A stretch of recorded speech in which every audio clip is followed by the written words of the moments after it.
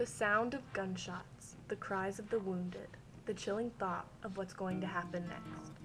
This scene sounds like a nightmare to some, but for many, it is a very unmistakable reality.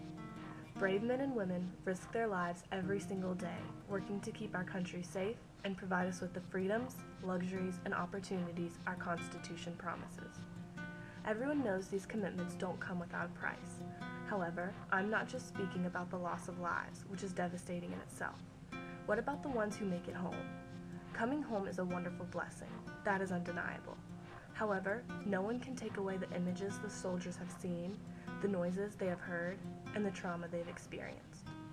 All of this weight travels home with the soldiers, leaving many of them with post-traumatic stress disorder.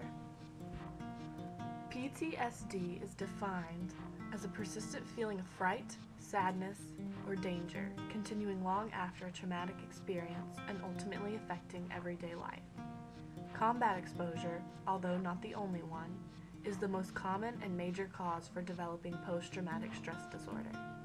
Many symptoms of PTSD, according to the United States War Veterans PTSD Foundation, include reliving the event, feelings of numbness, nervousness, or insecurity, avoiding situations that cause one to rehash the memories, sleeping problems, violent outbursts, irritability, exaggerated reactions, and avoiding relationships. Of course, the symptoms and the degrees to which each are experienced are different for everyone. Over 500,000 of our veterans from Iraq and Afghanistan are suffering from post-traumatic stress disorder. These are people who have been exposed to violence on the battlefield, serving for our country, and as one of my patients said, it can happen once in your life, but 100 times in your mind. Post-traumatic stress disorder makes it exceedingly difficult for veterans to find and keep a job. They can also experience physical pain, drug and alcohol abuse, depression, prolonged feelings of guilt, phobias, panic attacks, and relationship or family problems such as divorce.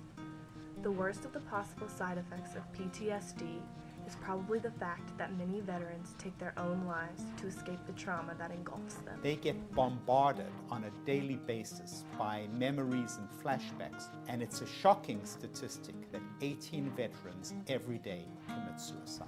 Help is available for PTSD victims. However, treatment is not free, and although the Veterans Affairs offers services for those who have military experience, many refuse to ask the VA for assistance, as well as the fact that the VA's funding comes from Congress and their treatment methods are limited.